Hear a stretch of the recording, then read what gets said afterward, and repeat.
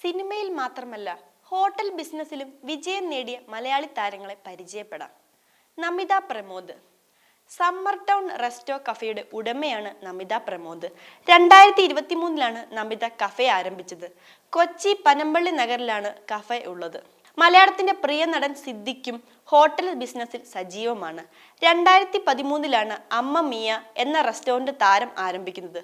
കൊച്ചിയിലെ seaport airport റോഡിലാണ് മമ്മ മിയ സ്ഥിതി ചെയ്യുന്നത്. ഗായിക അഭിരാമി സുരേഷിന്റെ ഉടമസ്ഥതയിലുള്ള സ്ഥാപനമാണ് കഫേ ഉട്ടോപ്യ. കൊച്ചി പനങ്കാടാണ് കഫേ സ്ഥിതി ചെയ്യുന്നത്. ആഷിഖ് അബു. സംവിധായകൻ ആഷിഖ് അബുവിന്റെ ഉടമസ്ഥതയിലുള്ള സ്ഥാപനമാണ് കഫേ പപ്പായ. കൊച്ചി പാലാരിവട്ടത്ത് 2013 കഫേ ആരംഭിക്കുന്നത്. ലൈവ് മ്യൂസിക്കും അഭിനയ കളരിയുമൊക്കെ ഏറെ സജീവമാണ് ഈ കഫേ. പാചകത്തെ ഫാഷനായി കാണുന്ന താരമാണ് ആനി. ടെലിവിഷൻ ചാനലിലെ ആനീസ് കിച്ചൺ വലിയ ശ്രദ്ധ നേടിയിട്ടുണ്ട്. റിങ്സ് ബൈ ആനി എന്ന പേരിലും ഹോട്ടലും ആനിക്കുണ്ട്.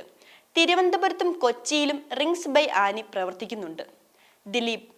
ഹോട്ടൽ ബിസിനസ്സിൽ സജീവമായ നടനാണ് ദിലീപ്. കൊച്ചിയിലെ ദേ പുട്ട് എന്ന റെസ്റ്റോറന്റ് വളരെ പ്രശസ്തമാണ്. ദിലീപും നാദർഷയും ചേർന്നാണ് ഈ റെസ്റ്റോറന്റ് നടത്തുന്നത്.